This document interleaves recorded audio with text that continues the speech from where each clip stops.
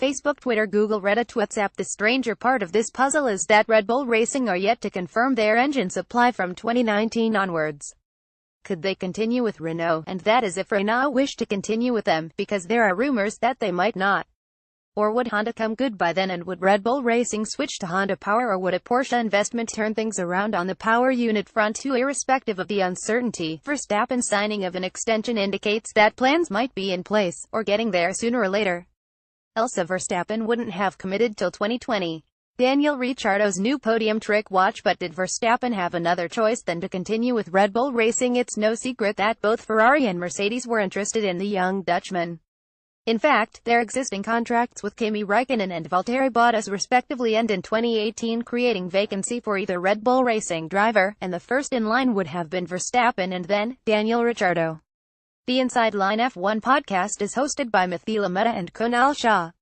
This Formula One podcast offers a humorous view on the sport. However, with Sebastian Vettel Ferrari and Lewis Hamilton Mercedes secure with their respective teams with multi-year contracts also till 2020, would Verstappen have joined them as teammates and settled for number 2 status, or would he have risked a longer term at Red Bull Racing and attempted to build a team around himself, something that Christian Horner had already publicly indicated that he could have? Thankfully, Verstappen chose the latter. It would have been awesome to see him go head-to-head with Vettel or Hamilton in the same machinery, but this may remain simply a wish, at best. However, in Verstappen's case, age is on his side. By 2020, he will still be only 23 years old and can switch to Ferrari or Mercedes then, once Vettel, who will be 33 years, and or Hamilton, who will be 35 years, decide to hang their boots.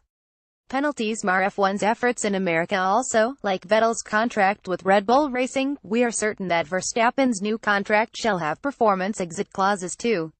If Red Bull Racing fail to deliver a race-winning package, Verstappen will be free to jump ship earlier than 2020. In the Red Bull Racing Verstappen love story, where does Ricciardo fit in? The Australian has impressed everyone with his talent and attitude. His attitude and honesty is a welcome change in the paddock. Also, Ricciardo's 5 victories for the team have come when the team hasn't had the most dominant car.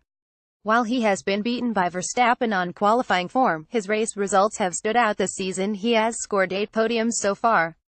So what is stopping Ricciardo from extending his contract with Red Bull Racing? Here again, Horner has openly expressed his interest in extending Ricciardo's services too. The year 2018 will be Ricciardo's 5th season with Red Bull Racing. While his achievements have been noteworthy, he has not been able to challenge for race wins on a consistent basis, let alone fight for the Drivers' Championship. While evaluating Ricciardo and Verstappen's situation, one must take into account their age difference. Ricciardo will be 29 years next season, and while impatience to fight for the Drivers' Championship will grow, his chances to actually take the fight to Vettel and Hamilton in a Red Bull Racing car over the next few seasons might not.